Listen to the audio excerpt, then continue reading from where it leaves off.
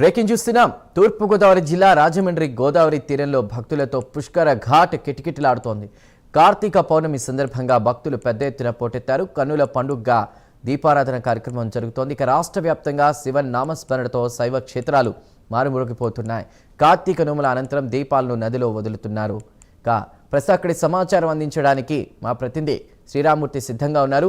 శ్రీరామూర్తి, ఏంటి అప్డేట్? కార్తీక పౌర్ణమి సందర్భంగా వేడుకలు చాలా ఘనంగా జరుగుతున్నట్టు తెలుస్తోంది రాజమండ్రి ప్రాంతంలో. అప్డేట్స్ ఏంటి? చందు, మనం ఇప్పుడు ప్రస్తుతం చూస్తున్నాం గోదావరి తీరం అంతా కూడా శైవక్షేత్రాలు శివనామస్మరణతో మారుమవుతూ ఉన్నాయి. ప్రస్తుతం అయితే మనం పుష్కర్ ఘాట్, రాజమండ్రి పుష్కర్ ఘాట్ దగ్గర ఉన్నాం.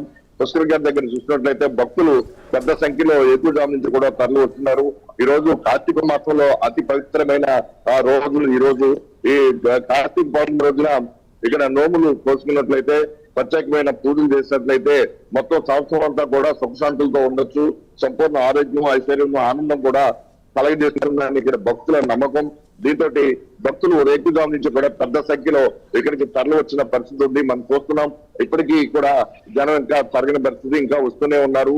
అయితే ఈ కార్తీక మాసంలో ప్రతి సోమవారంతో పాటు ఈ కార్తీక పౌర్ణమి రోజు చాలా భక్తి శ్రద్ధలతోటి కుటుంబ సభ్యులందరూ కలిపి ఇక్కడ దీపారాధన చేస్తూ మళ్ళీ వాటిని గోదావరిలో వదులుతాం చేస్తూ ఉంటారు. అయితే ఈ రోజు 369 ఒత్తులు కనుక వెలిగించినట్లయితే మంచి జరుగుతుంది. కుటుంబం అంతా సుఖ సంతోషంగా ఉంటుంది, మన పుణ్యం వస్తుందని చెప్పేసి ఇక్కడ భక్తుల నమ్మకం.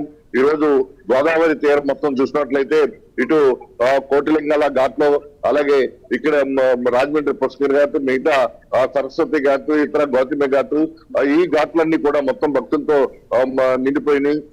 పుణ్య స్నానాల అనంతరం ఆ శివాలయంలో ప్రత్యేకమైన పూజలు చేస్తూ పరమశివుణ్ణి పూజిస్తున్నారు.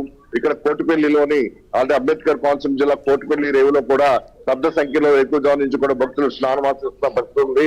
అలాగే పంచారామంలో ప్రధానమైన ద్రాక్షారామం భీమేశ్వర స్వామి ఆలయం, అలాగే సామర్లకోటలో కుమార భీమేశ్వర స్వామి ఆలయంలో కూడా భక్తులు పెద్ద సంఖ్యలో క్యూ కట్టారు. అయితే ఈ రోజు మొత్తం కార్తీక పౌర్ణమి కావడంతో దీపోత్సవ కార్యక్రమాలు కూడా పెద్ద ఎత్తున చేపట్టే పరిస్థితి. రాష్ట్ర వ్యాప్తంగా కూడా శైవ క్షేత్రాలన్నీ కూడా భక్తులతో కెట్టకెట్టలాడుతున్నాయి. ఇక్కడ కోట్లింగేశ్వర స్వామి ఆలయం, ఇక్కడ ఉమా మార్కండేయ స్వామి ఆలయంతో పాటు అంతర్వేది లక్ష్మీ నరసింహ స్వామి ఆలయం కూడా భక్తులతో కెట్టకెట్టలాడుతూ ఉంది. ఈ రోజు వాడపల్లి వెంకటేశ్వర స్వామి ఆలయం దానికి కూడా పెద్ద ఎత్తున భక్తులు పోటెత్తారు. అయితే ఈ రోజు ప్రత్యేకించి కార్తీక పౌర్ణమి రోజున ఇక్కడ అన్నవరం దేవస్థానం, అన్నవరం సత్యనారాయణ దేవస్థానంలో గిరి ప్రదర్శన కార్యక్రమం నడుస్తూ ఉంది. ఈ గిరి ప్రదర్శనకి దాదాపు లక్షల సంఖ్యలో భక్తులు తరలి రానున్నారు. దీంతో పెద్ద ఎత్తున కాశీబుగ్గ ఘటనని పురస్కరించుకుని పెద్ద ఎత్తున పోలీసు బందోబస్తును ఏర్పాటు చేశారు. అలాగే కార్తీక దీపోత్సవాలు ఎక్కడ జరిగినా కానీ మొత్తం ఆలయాల వద్ద, ఇక్కడ పుష్కర్ ఘాట్ దగ్గర కూడా పోలీసు బందోబస్తు భద్రత. అంటే కార్తీక పౌర్ణమి అనేది ఎంతో ప్రత్యేకమైంది హిందువులకి. భద్రత పోలీసులు చేపట్టిన పరిస్థితి ఉంది. అయితే ఈ రోజు శైవక్షేత్రాలన్నీ కూడా శివనామస్మరణతో మారుమవుతూ, అలాగే భక్తులతో కిటకిటలాడుతున్నాయి. శివుణ్ణి దర్శించుకుని ఇక్కడ పవిత్ర ఈ కార్తీక పౌర్ణమి రోజున పుణ్యం దక్కించుకోవడానికి, ముక్తి పొందడానికి భక్తులు పెద్ద సంఖ్యలో ప్రత్యేకంగా పూజలు చేస్తున్న కార్యక్రమం ఇక్కడ కొనసాగుతూ ఉంది. చందు, శ్రీరామూర్తి, అంటే కార్తీక పౌర్ణమి సందర్భంగా అటు భారీగా భక్తులు వచ్చే నేపథ్యంలో ప్రభుత్వం ఎలాంటి ఏర్పాట్లు, అదేవిధంగా ఎలాంటి జాగ్రత్తలు తీసుకుంది? అంటే నదీ స్నానాలకు సంబంధించి కావచ్చు, ప్రత్యేకంగా ఆలయాల్లో, తెలుగు రాష్ట్రాల్లో, ముఖ్యంగా ఏపీలో, ఎందుకంటే మనం చూస్తున్నాం కొన్ని ఇన్సిడెంట్స్ని. ఈ రోజుని ఎక్కువగా భక్తులు వచ్చేటువంటి క్రమంలో కూడా ఎలాంటి జాగ్రత్తలు తీసుకున్నారు? చందు, ఏదైతే కాశీబుగ్గ ఘటన తర్వాత, అంటే అక్కడ వెంకటేశ్వర స్వామి ఆలయంలో, ప్రైవేట్ ఆలయంలో తొక్కిసలాట జరిగిన నేపథ్యంలో 9 మంది ముచ్చిపోత పడ్డ నేపథ్యంలో మొత్తం ప్రభుత్వం అంతా కూడా అప్రమత్తమైంది.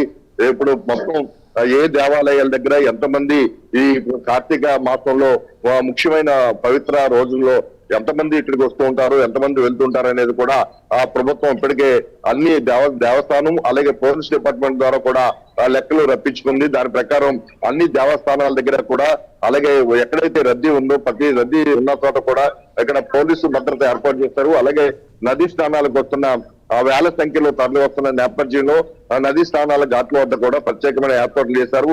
ఇక్కడ మున్సిపల్ కమిషనర్ Right. ఇప్పుడే రాహుల్ మీనా ఇక్కడ పర్యవేక్షణ చేసి వెళ్లారు. అలాగే స్థానిక ఎమ్మెల్యే ఆదిరెడ్డి శ్రీనివాస్ కూడా పర్యవేక్షణ చేస్తారు. ఆ ఘాట్లు కూడా తిరిగి ఇక్కడ ఏర్పాట్లు ఎలా ఉన్నాయి, భక్తులు ఏదైనా ఇబ్బందులకు గురవుతున్నారని కూడా పరిశీలించిన పరిస్థితి ఉంది. అయితే ఇక్కడ స్నాన ఘట్టాల దగ్గర మహిళలు ముఖ్యంగా భక్తులు మహిళా భక్తులు ఆ దుస్తులు మార్చుకోవడానికి ప్రత్యేక ఏర్పాట్లు చేశారు. అలాగే గోదావరి నీటి మట్టం కూడా పెరిగింది. దీంతో ప్రత్యేకమైన పడవలు కూడా చేశారు. ఎవరు కూడా లోతుకి దిగకుండా ఒక పరిమితి మేరకే దిగి స్నానం చేసే విధంగా కూడా ప్రత్యేకంగా ఆ బోట్లు తోటి రక్షణ చర్యలు కూడా చేపట్టారు.